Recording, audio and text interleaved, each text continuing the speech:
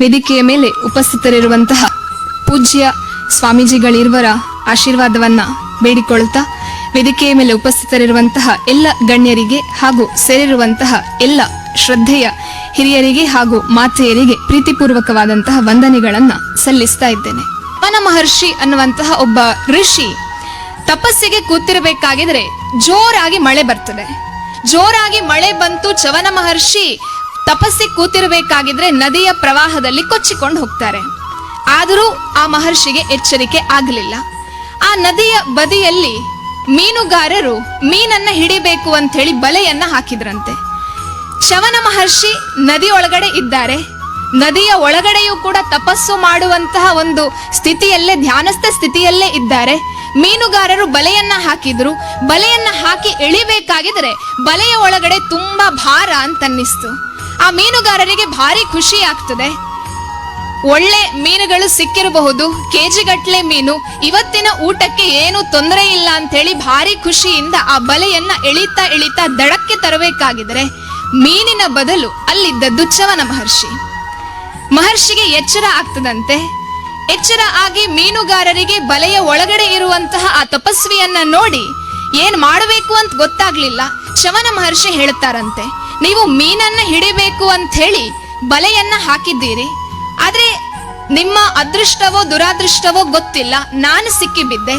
ಆದರೆ ನೀವು ನನ್ನನ್ನ ಮೀನು ಅಂತ ಹೇಳಿ ಎಣಿಸಿ ಎಳೆದ ಕಾರಣ ನನ್ನನ್ನ ಮೀನು ಅಂತ ಹೇಳಿ ಭಾವಿಸಿ ನೀವು ಊರಲ್ಲಿ ಯಾರಿಗಾದ್ರೂ ಮಾರಾಟ ಮಾಡಿ ಬರುವ ಹಣವನ್ನ ನೀವಿಡ್ಕೊಳ್ಳಿ ಅಂತ.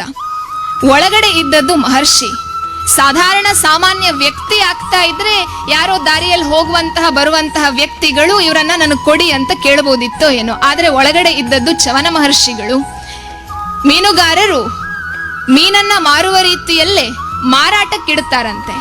ಯಾರೂ ತಯಾರಿಲ್ಲ. ಆ ಊರಿನ ರಾಜ ನಹುಷ ಮಹಾರಾಜ ಬರ್ತಾನಂತೆ. ಮೀನುಗಾರರು ಚವನ ಮಹರ್ಷಿಯನ್ನ ಇಟ್ಟುಕೊಂಡು ಮಾರಾಟಕ್ಕಿದ್ದಾರೆ ಅಂತ ಹೇಳಿ ಹೇಳಬೇಕಾಗಿದ್ರೆ ಮಹಾರಾಜನಿಗೆ ಆಶ್ಚರ್ಯ ಆಗ್ತದೆ. ಕಥೆಯನ್ನೆಲ್ಲ ಕೇಳಿದಂತಹ ಮಹಾರಾಜ, ಅರ್ಧ ರಾಜ್ಯವನ್ನ ಮೀನುಗಾರರು ನಿಮ್ಗೆ ಬಿಟ್ಟು ಕೊಡ್ತೇನೆ, ನನಗೆ ಚವನ ಮಹರ್ಷಿಯನ್ನ ಕೊಟ್ಟು ಬಿಡಿ ಅಂತ ಕೇಳ್ತಾರಂತೆ. ಆಗ ಮಹರ್ಷಿ ಕೇಳ್ತಾರಂತೆ, ನಾನು ಚವನ ಮಹರ್ಷಿ, ನನ್ನ ಬೆಲೆ ಕೇವಲ ಅರ್ಧ ರಾಜ್ಯವ ಅಂತ. ಮಹಾರಾಜನಿಗೆ ಏನ್ ಮಾಡ್ಬೇಕು ಅಂತ ಗೊತ್ತಿಲ್ಲ. ಇದ್ದ ಅರ್ಧ ರಾಜ್ಯವನ್ನ ಕೊಟ್ಟಾಗಿದೆ, ಇನ್ನರ್ಧ ರಾಜ್ಯ ಇದೆಯಲ್ವಾ, ನಾನು ಇನ್ನೂ ಅರ್ಧ ರಾಜ್ಯವನ್ನ ಕೊಡ್ತೇನೆ, ನನ್ನ ಇಡೀ ಸಾಮ್ರಾಜ್ಯವನ್ನ ಮೀನುಗಾರರಿಗೆ ಬಿಟ್ಟು ಕೊಡ್ತೇನೆ, ನನಗೆ ಚವನ ಮಹರ್ಷಿಯನ್ನ ಬಿಟ್ಟು ಕೊಡಿ ಅಂತ ಕೇಳ್ತಾನಂತೆ. ಚವನ ಮಹರ್ಷಿ ಆಗಲೂ ಹೇಳ್ತಾರಂತೆ, ನನ್ನ ಬೆಲೆ ಕೇವಲ ಒಂದು ಸಾಮ್ರಾಜ್ಯ ಮಾತ್ರವ ಅಂತ. ಮಹಾರಾಜ ಇದ್ದದ್ದನ್ನೆಲ್ಲ ದಾನ ಮಾಡಿ ಆಯ್ತು, ಇನ್ನೇನು ಆತನಿಗೆ ಕೊಡ್ಲಿಕ್ಕೆ ಇಲ್ಲ. ಹಾಗಿದ್ರೆ ನಾನೇನು ಮಾಡಬೇಕು ಸ್ವಾಮೀಜಿ ಅಂತ ಅವ್ರ ಹತ್ರ ಕೇಳಬೇಕಾಗಿದ್ರೆ ಚವನ ಮಹರ್ಷಿ ಹೇಳ್ತಾರಂತೆ, ನಿನ್ ರಾಜ್ಯವನ್ನ ಕೊಡಬೇಕಾಗಿಲ್ಲ, ನಿನ್ನಲ್ಲಿರುವಂತಹ ಸಂಪತ್ತನ್ನು ಕೊಡಬೇಕಾಗಿಲ್ಲ, ನಿನ್ನ ಅದ್ಭುತವಾದಂತಹ ಗೋಶಾಲೆಯಲ್ಲಿ ಇರುವಂತಹ ಅನರ್ಘ್ಯವಾದಂತಹ ಒಂದು ಗೋವನ್ನ ನೀನು ಮೀನುಗಾರರಿಗೆ ಬಿಟ್ಟು ಕೊಡು, ನನ್ನಂತಹ 12 ಮಹರ್ಷಿಗಳಿಗೆ ಅದು ಸಮ ಮತ್ತು ಆ ಆಶೀರ್ವಾದ ಅವರೆಲ್ಲರಿಗೂ ಕೂಡ ಸಿಗ್ತದೆ ಅನ್ನುವಂತಹ ಮಾತನ್ನ ಚವನ ಮಹರ್ಷಿ ಹೇಳ್ತಾರಂತೆ. ಅಂತಹ ಗೋವನ್ನ ಭಾರತೀಯರು ಯಾರೂ ಕೂಡ ಪಶು ಅಂತ ಹೇಳಿ ಟ್ರೀಟ್ ಮಾಡಲಿಲ್ಲ, ಭಾವಿಸ್ಲಿಲ್ಲ. ಇವತ್ತಿಗೂ ಕೂಡ ದಾರಿಯಲ್ಲಿ ಹೋಗ್ತಾ ಇರಬೇಕಾಗಿದ್ರೆ ಒಂದು ದನ ಸಿಕ್ಕಿದಾಗ ನಾವೆಲ್ಲರೂ ಕೂಡ ಒಂದು ಸಲ ಅದರ ಬೆನ್ನನ್ನ ತಟ್ಟಿ ಅದರ ಕತ್ತಿನ ಅಡಿಯನ್ನ ಸವರಿ ಆ ತಾಯಿ ಅನ್ನುವ ಭಾವನೆಯಿಂದ, ಆ ತಾಯಿ ಅನ್ನುವಂತಹ ಪೂಜ್ಯವಾದಂತಹ ಶ್ರೇಷ್ಠವಾದಂತಹ ಭಾವನೆಯಿಂದ ಆ ತಾಯಿಯ ಆಶೀರ್ವಾದವನ್ನ ಪಡಿತೇವೆ.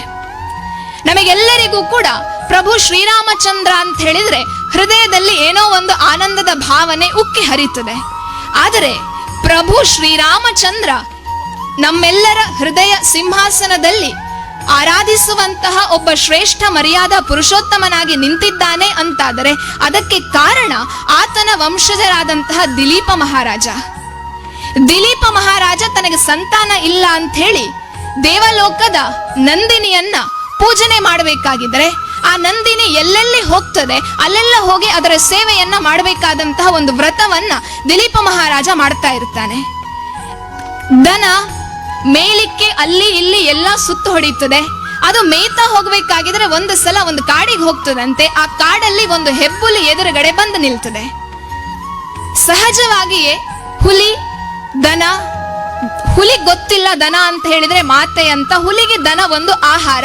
ಎದುರುಗಡೆ ಹೆಬ್ಬುಲಿ ಬಂದು ನಿಂತುಕೊಂಡು ನಂದಿನಿಯನ್ನ ಇನ್ನೇನು ತಿನ್ನಬೇಕು ಅಂತ ಹೇಳಿ ಆಗಬೇಕಾಗಿದ್ರೆ ದಿಲೀಪ ಮಹಾರಾಜ ಎದುರುಗಡೆ ಬಂದು ನಿಂತು ನೀನು ನಂದಿನಿಯನ್ನ ಬಿಟ್ಟು ಬಿಡು, ನಂದಿನಿಯ ಬದಲಾಗಿ ನಾನು ನನ್ನ ಪ್ರಾಣವನ್ನ ಕೊಡ್ತೇನೆ ಅಂತ. ನಾವೆಲ್ಲ ಏನ್ ಮಾಡ್ತೇವೆ, ದನ ಒಂದು ಪ್ರಾಣಿ, ಆದರೆ ಆ ಪಶುವಿಗೂ ಕೂಡ ಅದು ಎಷ್ಟು ಗೌರವದ ಸ್ಥಾನ ಇತ್ತು ಅಂತ ಹೇಳಿದ್ರೆ ಆ ದನದ ಮಾಂಸದ ಬದಲಿಗೆ ಮರ್ಯಾದ ಪುರುಷೋತ್ತಮನ ರಘುವಂಶದ ದಿಲೀಪ ಮಹಾರಾಜ ತನ್ನ ಪ್ರಾಣವನ್ನ ಪಣಕ್ಕಿಡ್ತಾನೆ. ಆ ದಿಲೀಪನಿಗೆ ನಂದಿನಿ ಪ್ರೀತಿಯಿಂದ ಆಶೀರ್ವಾದ ಮಾಡ್ತಾಳೆ. ಆ ನಂದಿನಿಯ ಆಶೀರ್ವಾದದ ಫಲವಾಗಿ ನಾವು ಪ್ರಭು ಶ್ರೀರಾಮಚಂದ್ರನನ್ನ ಕಾಣಲಿಕ್ಕೆ ಸಾಧ್ಯ ಆಯಿತು. ಈ ಎಲ್ಲ ಕಾರಣದಿಂದಲಾಗಿ ನಾವು ನಮ್ಮ ಪುರಾಣವನ್ನ ಇತಿಹಾಸವನ್ನ ಓದ್ತೇವೆ ಅಂತಾದರೆ ಪ್ರತಿಯೊಂದು ಪುರಾಣದಲ್ಲಿ ಪ್ರತಿಯೊಂದು ನಮ್ಮ ಇತಿಹಾಸದ ಪುಟಪುಟದಲ್ಲಿಯೂ ಕೂಡ ಗೋವು ಅನ್ನುವುದಕ್ಕೆ ಅತ್ಯಂತ ಶ್ರೇಷ್ಠವಾದಂತಹ ಸ್ಥಾನ ಇತ್ತು. ಶಿವಾಜಿ ಸಣ್ಣ ಬಾಲಕ ಇರಬೇಕಾಗಿದ್ರೆ ಗೋವನ್ನ ಕಡಿದಂತಹ ಕಟುಕರ ಕೈಯನ್ನ ಕಡಿರಿ ಅನ್ನುವಂತಹ ಆದೇಶವನ್ನ ಕೊಟ್ಟು ಗೋಬ್ರಾಹ್ಮಣ ಪ್ರತಿಪಾಲಕ ಅನ್ನುವಂತಹ ಒಂದು ಬಿರುದಿಗೂ ಕೂಡ ಒಳಗಾಗ್ತಾನೆ. ಅಂತಹ ಶ್ರೇಷ್ಠವಾದಂತಹ ತಾಯಿ ಮಾತೆ ಆಕೆ ಗೋಮಾತೆ. ನಾವೆಲ್ಲ ಕೃಷ್ಣನನ್ನ ಪೂಜನೆ ಮಾಡ್ತೇವೆ. ಗಾವೋ ಮೇ ಅಗ್ರತ ಸಂತು ಗಾವೋ ಮೇ ಸಂತು ಪೃಷ್ಠತಃ ಗಾವೋ ಮೇ ಹೃದಯಂ ನಿತ್ಯಂ ಗವಾಂ ಮಧ್ಯೆ ವಸಾಮ್ಯಹಂ ಅನ್ನುವಂತಹ ಅದ್ಭುತವಾದಂತಹ ಮಾತಿನ ಮೂಲಕ ಬಾಲಕೃಷ್ಣ ಗೋಪಾಲಕನಾಗಿ ಇವತ್ತಿಗೂ ಕೂಡ ಜನಮಾನಸದಲ್ಲಿ ನಿಂತಿದ್ದಾನೆ. ಆಗ್ಲೇ ಗೋವಿನ ಹಾಡನ್ನ ಹಾಡಿದ್ರು. ಭಾರತೀಯ ಚಿಂತನೆಗಳು ಅದೆಷ್ಟು ಶ್ರೇಷ್ಠ ಅಂತ ಹೇಳಿದ್ರೆ ಭಾರತೀಯರು ಕೇವಲ ಪುರಾಣಗಳ ಮೂಲಕ, ರಾಮನ ಕಥೆಯ ಮೂಲಕ, ಸೀತೆಯ ಕಥೆಯ ಮೂಲಕ, ಲಕ್ಷ್ಮಣನ ಕಥೆಯ ಮೂಲಕ ಮಾತ್ರ ಅದ್ಭುತವಾದಂತಹ ಒಂದು ಶ್ರೇಷ್ಠವಾದಂತಹ ಚಿಂತನೆಗಳನ್ನ ಕೊಡ್ಲಿಲ್ಲ. ನಾವು ಸಣ್ಣ ತರಗತಿಗಳಲ್ಲಿ ಇರಬೇಕಾಗಿದ್ರೆ ಸತ್ಯವೇ ನಮ್ಮ ತಾಯಿ ತಂದೆ, ಸತ್ಯವೇ ನಮ್ಮ ಬಂಧು ಬಳಗ, ಸತ್ಯ ವಾಕ್ಯಕ್ಕೆ ತಪ್ಪಿ ನಡೆದರೆ ಮೆಚ್ಚನ ಪರಮಾತ್ಮನು ಅನ್ನುವಂತಹ ಗೋವಿನ ಹಾಡನ್ನ ನಮ್ಮ ಟೀಚರ್ ಹೇಳಿಕೊಡ್ತಾ ಇದ್ರಾಯ್ತು. 3-4ನೇ ತರಗತಿಯಲ್ಲಿ ಇರಬೇಕಾಗಿದ್ರೆ ಸತ್ಯ ಅಂದ್ರೇನು, ಸತ್ಯನಿಷ್ಠೆ ಹೇಗಿರಬೇಕು, ಪ್ರಾಮಾಣಿಕತನ ಹೇಗಿರಬೇಕು ಅನ್ನುವುದಕ್ಕೆ ಪುಣ್ಯಕೋಟೆಯ ಕಥೆಯನ್ನ ಹೇಳಿ ಹೇಳಿ ಕೇಳ್ತಾ ಕೇಳ್ತಾ ಕೇಳ್ತಾ ನಮ್ಮನ್ನೆಲ್ಲ ಬೆಳೆಸ್ತಾ ಇದ್ರಾಯ್ತು. ಅಂತಹ ಮಕ್ಕಳು ಯಾವತ್ತಿಗೂ ಕೂಡ ದಾರಿ ತಪ್ಪಲಿಕ್ಕೆ ಸಾಧ್ಯವೇ ಇಲ್ಲ. ಅಂತಹ ಚಿಂತನೆಗಳನ್ನ ನನ್ನ ದೇಶ ಗೋವಿನ ಮೂಲಕ ಸಮಾಜಕ್ಕೆ ಕೊಟ್ಟಿತ್ತು. ನಾವು ಯಾವುದೋ ಒಂದು ಮನೆಗೆ ಹೋಗ್ತೇವೆ, ಒಂದು ಸಲ ಸಹಾಯ ಕೇಳುತ್ತೇವೆ, ನಮ್ಗೆ ಸಹಾಯ ಸಿಗ್ತದೆ. 2ನೇ ಸಲ ಸಹಾಯ ಕೇಳುತ್ತೇವೆ, ಸಹಾಯ ಸಿಗ್ತದೆ. 3ನೇ ಸಲ ಸಹಾಯ ಕೇಳುತ್ತೇವೆ, ಸಹಾಯ ಸಿಗ್ತದೆ. 4ನೇ ಸಲ ಏನಾದ್ರೂ ಆ ಮನೆಯವರು ಸಹಾಯ ಕೊಡ್ಲಿಲ್ಲ ಅಂತಾದರೆ ಆಯಗ್ ಮಂಡೆ ಸಮ ಇಜ್ಜಿ ಅಂತ ಹೇಳುತ್ತೇವೆ. 3 ಸಲ ನಮಗೆ ಬೇಕಾದಂತಹ ಎಲ್ಲವನ್ನ ಕೊಟ್ಟಂತಹ ವ್ಯಕ್ತಿ 4ನೇ ಬಾರಿ ನಾನು ಕೇಳಿದ್ದಕ್ಕೆ ನೋ ಅಂತ ಹೇಳಿಬಿಟ್ರೆ ನಮಗೆ ಆ ವ್ಯಕ್ತಿ ಸರಿ ಇಲ್ಲ. ಆದ್ರೆ ದನಗಳು ಎಷ್ಟು ಶ್ರೇಷ್ಠ ಅಂತ ಹೇಳಿದ್ರೆ ಹಾದಿ ಬೀದಿಯಲ್ಲಿ ಇರುವಂತಹ ಕಸದ ಹುಲ್ಲನ್ನ ಹುಡುಕಿ ಮೇದು ಮನೆಗೈದು ನಾನು ಅಮೃತವ ನೀವೆ ಅದನುಂಡು ನನಗೇನ್ ಮಾಡ್ತಿ, ನನಗೆರಡ ಬಗೆವ ಮಾನವ ಹೇಳು ನೀ ಯಾರಿಗಾದೆಯೋ ಎಲೆ ಮಾನವ. ನಾವು ಬಿಸಾಡಿದಂತಹ ಕಸಗಳನ್ನ ಅಲ್ಲಿ ಇಲ್ಲಿ ಇರುವಂತಹ ಹುಲ್ಲನ್ನ ತಿಂದು ಮನೆಗೆ ಬಂದು ಅಮೃತವನ್ನ ಕೊಡುತ್ತದೆ.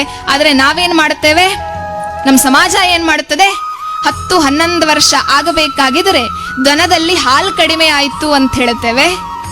15 ವರ್ಷ ಆಗಬೇಕಾಗಿದ್ರೆ ದನ ಅಜ್ಜಿ ಆಯ್ತು ಅಂತ ಹೇಳ್ತೇವೆ, ಅಜ್ಜ ಆಯ್ತು ಅಂತ ಹೇಳ್ತೇವೆ.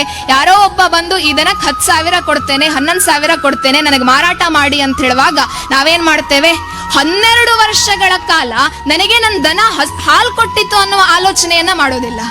12 ವರ್ಷಗಳ ಕಾಲ ಗೋಮೂತ್ರ ಗೋಮಯದಂತಹ ಮೆಡಿಸಿನಲ್ ವ್ಯಾಲ್ಯೂ ಇರುವಂತಹ ಉತ್ಪನ್ನಗಳನ್ನ ನನ್ನ ದನ ನನಗೆ ಕೊಟ್ಟಿದೆ ಅನ್ನುವಂತಹ ಆಲೋಚನೆ ಮಾಡೋದಿಲ್ಲ. ಹಟ್ಟಿಗೆ ಹೋಗಬೇಕಾಗಿದ್ರೆ ಆ ಒಂದು ಪಾಸಿಟಿವ್ ವೈಬ್ರೇಷನ್ ಅನ್ನ ಆ ದನ ಕೊಟ್ಟಿದೆ ಅನ್ನುವಂತಹ ಆಲೋಚನೆಯನ್ನ ಮಾಡೋದಿಲ್ಲ. 12 ವರ್ಷಗಳ ನಂತರ ಹಸು ಅಜ್ಜ ಅಜ್ಜಿ ಆಗಬೇಕಾಗಿದ್ರೆ ಇದರಿಂದ ಉಪಯೋಗ ಇಲ್ಲ ಅಂತ ಹೇಳಿ ಯಾರಿಗೋ ಒಬ್ಬ ಕಟುಕನಿಗೆ ಮಾರಾಟ ಮಾಡ್ತೇವೆ. ಆದ್ರೆ ಆಲೋಚನೆ ಮಾಡೋಣ, ಭಾರತೀಯ ಸಂಸ್ಕೃತಿ ಎಂತಹ ವಿಶಿಷ್ಟವಾದಂತಹ ಸಂಸ್ಕೃತಿ ಅಂತ ಹೇಳಿದ್ರೆ ಅಪ್ಪ ಅಮ್ಮನಿಗೆ ವಯಸ್ಸಾದ ಕೂಡ್ಲೆ ವೃದ್ಧಾಶ್ರಮಕ್ಕೆ ಬಿಟ್ಟು ಬರುವಂತಹ ಸಂಸ್ಕೃತಿ ಭಾರತದಲ್ಲಿಲ್ಲ. ಅಪ್ಪ ಅಮ್ಮನಿಗೆ ವಯಸ್ಸಾದ ಕೂಡ್ಲೆ ಇವನಿಂದ ಉಪಯೋಗ ಇಲ್ಲ ಅಂತ ಹೇಳಿ ವಿಷವನ್ನ ಇಕ್ಕುವಂತಹ ಸಂಸ್ಕೃತಿಯು ಕೂಡ ಭಾರತದಲ್ಲಿಲ್ಲ.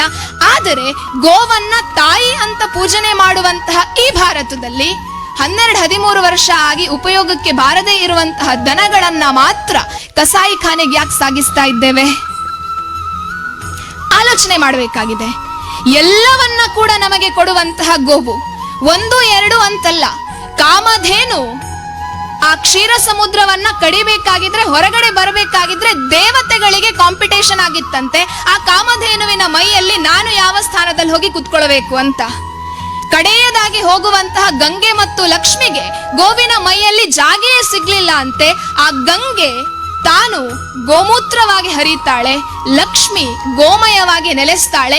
ಇವತ್ತಿಗೂ ಕೂಡ ನಮ್ಮ ಮನೆಗಳು 10 ಸೆಂಟ್ಸಲ್ಲಿರ್ಲಿ 5 ಸೆಂಟ್ಸಲ್ಲಿರ್ಲಿ ಎಕರೆಗಟ್ಟಲೆ ಜಾಗದಲ್ಲಿ ಲಕ್ಷಾನುಗಟ್ಟಲೆ ಕೋಟಿಗಟ್ಟಲೆ ಮನೆಯನ್ನ ಕಟ್ಟಿ ದೊಡ್ಡದಾದಂತಹ ಬೇಲಿಯನ್ನ ಹಾಕಿ ನೆಲಕ್ಕೆಲ್ಲ ಟೈಲ್ಸ್ ಗಳನ್ನ ಮೊಸಾಯಿಕ್ ಗಳನ್ನ ಹಾಕಿದರೂ ಕೂಡ ಮನೆಯ ಒಳಗಡೆ ಪುರೋಹಿತರು ಮನೆ ಒಕ್ಕಲನ್ನ ಮಾಡಬೇಕಾಗಿದ್ರೆ, ಗೃಹ ಪ್ರವೇಶವನ್ನ ಮಾಡಬೇಕಾಗಿದ್ರೆ ಮನೆಯ ಒಳಗಡೆ ಮೊದಲಿಗೆ ಬಿಡುವಂತಹದ್ದು ಗೋಮಾತೆಯನ್ನ. ಇವತ್ತಿಗೂ ಕೂಡ ಆ ಸಂಸ್ಕೃತಿ ಭಾರತದಲ್ಲಿದೆ. ಗೋಮಾತೆ ಮನೆಯ ಒಳಗಡೆ ಕಾಲಿಡಬೇಕಾಗಿದ್ರೆ ಗೋಮೂತ್ರವನ್ನ ಮಾಡಿತ್ತು, ಗೋಮಯವನ್ನ ಮಾಡಿತ್ತು ಅಂತ ಹೇಳಿ ಯಾರು ಕೂಡ ಗಲೀಜ್ ಪಡ್ಕೊಳ್ಳೋದಿಲ್ಲ, ಅಸಹ್ಯ ಪಡ್ಕೊಳ್ಳೋದಿಲ್ಲ. ಅದನ್ನ ದೇವರು ಅಂತ ಹೇಳಿ ನಮಸ್ಕಾರ ಮಾಡಿ ಮನೆಯ ಒಳಗಡೆ ಆ ತಾಯಿಯನ್ನ ಕರೆದುಕೊಂಡು ಹೋಗ್ತಾರೆ. ಗೋವು ಮತ್ತು ಮನುಷ್ಯನಿಗೆ ಅವಿನಾಭಾವ ಸಂಬಂಧವಿದೆ. ನಮ್ಮ ಎಲ್ಲ ಭಾವನೆಗಳನ್ನ ಗೋವು ಗ್ರಹಿಸ್ತದಂತೆ. ಒಬ್ಬರು ಹೇಳ್ತಾ ಇದ್ರು, ಅವರ ತಾಯಿ ಸಡನ್ ಆಗಿ ತೀರ್ಕೊಳ್ಳುತ್ತಾರೆ. ಅವರ ಮನೆಯಲ್ಲಿ ಒಂದು ಹಸು ಇತ್ತು. ತೀರ್ಕೊಂಡು ಹಾಸ್ಪಿಟಲ್ ನಿಂದ ಅವರ ಶವ ಬರಬೇಕಾಗಿದ್ರೆ ಮನೆಯ ಒಳಗಡೆ ಹಟ್ಟಿಯಲ್ಲಿದ್ದಂತಹ ಗೋವು, ಕಟ್ಟಿ ಹಾಕಿದ್ದಂತಹ ಗೋವು ಆ ಹಗ್ಗವನ್ನ ಎಳ್ಕೊಂಡು ಬಂದು ಆ ತಾಯಿಗೆ ಸುತ್ತು ಬಂದಿತ್ತು ಅಂತ. ಅಷ್ಟು ವರ್ಷಗಳ ಪ್ರೀತಿ, ಅಷ್ಟು ವರ್ಷಗಳ ಆ ಸ್ನೇಹದ ಭಾವನೆಯನ್ನ ಉಳಿಸಿಕೊಳ್ಳುವಂತಹ ಒಂದೇ ಒಂದು ಪ್ರಾಣಿ ಜೀವಿ ಅಂತ ಹೇಳಿದ್ರೆ ಅದು ಗೋಮಾತೆ. ಸುಮ್ಮನೆ ನೀವೀಗ ಇಲ್ಲಿ ಬರ್ತೀರಾ, ಮನೆಯಲ್ಲಿ ಹಟ್ಟಿ ಇಲ್ಲ ಅಂತಿದ್ರು ತೊಂದರೆ ಇಲ್ಲ, ಇಲ್ಲಿಗೆ ಬರಬೇಕಾಗಿದ್ರೆ ಒಂದು ಸಲ ನೀವು ಆ ದನದ ಕೊರಳಿನ ಅಡೆಯನ್ನ ಪ್ರೀತಿಯಿಂದ ಸವರಿದ್ರೆ ಸಾಕು. ಅದು ಖುಷಿಯಿಂದ ಆ ಒಂದು ವೈಬ್ರೇಷನ್ ಅನ್ನ, ಪ್ರೀತಿಯನ್ನ ಏನ್ ಕೊಡ್ತದೆ, ಆ ಪ್ರೀತಿ ನಮಗೆಲ್ಲೂ ಕೂಡ ಮತ್ತೆಲ್ಲೂ ಕೂಡ ಹೊರಗಡೆ ಸಿಗ್ಲಿಕ್ಕೆ ಸಾಧ್ಯ ಇಲ್ಲ. ಅದೆಷ್ಟೋ ಹೊರಗಿನ ದೇಶದ ಜನರು ಇವತ್ತು ಕ್ಯಾನ್ಸರ್ ಟ್ರೀಟ್ಮೆಂಟ್ ಅಂತ ಹೇಳಿ ಬರಬೇಕಾಗಿದ್ರೆ ಗೋಮೂತ್ರದ ಕಡೆಗೆ ನೋಡ್ತಾರೆ. ಗುಣ ಆಗದೇ ಇರುವಂತಹ ಕಾಯಿಲೆಗಳು, ಚರ್ಮ ರೋಗದ ಕಾಯಿಲೆಗಳು ಅಂತ ಹೇಳಿ ಬಂದಾಗ ಗೋಮಯವನ್ನ ನೋಡ್ತಾರೆ. ಅಂತಹ ಅದ್ಭುತವಾದಂತಹ ತಾಯಿ ಆಕೆ. ನಮ್ಮಮ್ಮನಿಗೆ ಹೆಪಟೈಟಿಸ್ ಬಿ, ವೈಟ್ ಜಾಂಡೀಸ್ ಆಗಬೇಕಾಗಿದ್ರೆ ಇಂಗ್ಲಿಷ್ನವರು ನಮ್ಮ ಹತ್ರ ಆಗೋದಿಲ್ಲ ಅಂತ ಹೇಳಿದ್ರು. ಆಯುರ್ವೇದದವರು ಹಳ್ಳಿ ಮದ್ದು ನೋಡಿ ಅಂತ ಹೇಳಿದ್ರು. ನಮಗೆ ಹೆಪಟೈಟಿಸ್ ಬಿ ಅಂತ ಹೇಳಿದ್ರೆ ಏನು ಅಂತ ಗೊತ್ತಿಲ್ಲ. ವೈಟ್ ಜಾಂಡೀಸ್ ಅಂತ ಹೇಳಬೇಕಾಗಿದ್ರೆ ಹಳ್ಳಿಯಲ್ಲೆಲ್ಲರೂ ಹೇಳಿದ್ರು ವೈಟ್ ಜಾಂಡೀಸ್ ಬಂದ್ರೆ ಕಷ್ಟ ಅಂತ. ಆಗ ಹಳ್ಳಿಯ ಮೂಲೆಯಲ್ಲಿ ಇರುವಂತಹ ಒಬ್ಬ ಪಂಡಿತರು ಹೇಳಿದ್ರು, ನೀವು ದಿನಕ್ಕೆ 2 ಲೀಟರ್ ಶುದ್ಧ ದೇಸಿ ದನದ ಹಾಲನ್ನ ಕೊಡ್ತೀರಿ ಅಂತಾದರೆ ನಿಮ್ಮ ಅಮ್ಮನನ್ನ 1 ತಿಂಗಳಿನಲ್ಲಿ ನಾನು ಗುಣ ಮಾಡಿ ಕೊಡ್ತೇನೆ ಅಂತ ಹೇಳಿದ್ರು. ನಾವು ದೇಸಿ ಹಾಲನ್ನ 2 ಲೀಟರ್, ದಿನಕ್ಕೆ 2 ಲೀಟರ್ ದೇಸಿ ಹಾಲನ್ನ ಮಾತ್ರ ಅಮ್ಮನಿಗೆ ಕೊಟ್ವಿ.